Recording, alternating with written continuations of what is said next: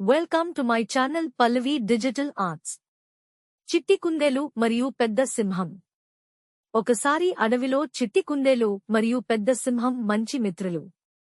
చిట్టి కుందేలు చాలా తెలివిగా ఉండేది మరియు సింహం దాని శక్తిమంతమైన బలానికి పేరుగాంచింది.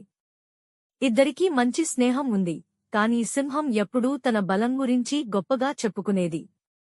ఒకరోజు సింహం కుందేలుతో చెప్పింది, నేను చాలా బలమైన వాణ్ణి. నువ్వు ఎంత తెలివిగా ఉన్నా నా బలం ముందు నీ తెలివి పనికిరాదు.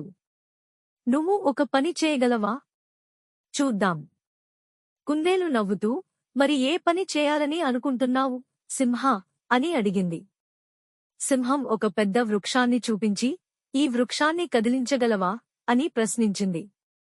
కుందేలు చిన్నగా నవ్వుతూ, సరే సింహా, నేను ఈ వృక్షాన్ని కదిలిస్తాను, కానీ నాకు కాసింత సహాయం కావాలి అంది. సింహం ఆశ్చర్యపోయి, నువ్వు ఎలా కదిలిస్తావు అని అడిగింది. కుందేలు తెలివిగా, నువ్వు నాకు సహాయం చేయాలి. నీ తోకను ఈ వృక్షానికి చుట్టి అలాగే పట్టుకో అని అంది. సింహం ఉత్సాహంగా తన తోకను వృక్షానికి చుట్టి పట్టుకుంది. అప్పుడు కుందేలు వేగంగా ఆ వృక్షం చుట్టూ పరిగెత్తింది. సింహం తోక మరింత కఠినంగా వృక్షానికి కట్టుకుపోయింది.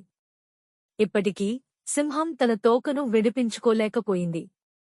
కుందేలు నవ్వుతూ, ఇప్పుడు నీ బలం ఎంతైనా నువ్వు వృక్షం నుండి నీ తోకను విడిపించుకోలేవు. నా తెలివితో నేను నిన్ను అలా చేశాను అంది. సింహం తన పొరపాటును అర్థం చేసుకుంది మరియు కుందేలును మళ్లీ ఎప్పుడూ తక్కువగా చూడకూడదని నిర్ణయించుకుంది. నీతి: తమ బలం ఎంత ఉన్నా ఇతరుల తెలివిని అవమానించకూడదు. Thank you so much for watching. Please like, share and subscribe.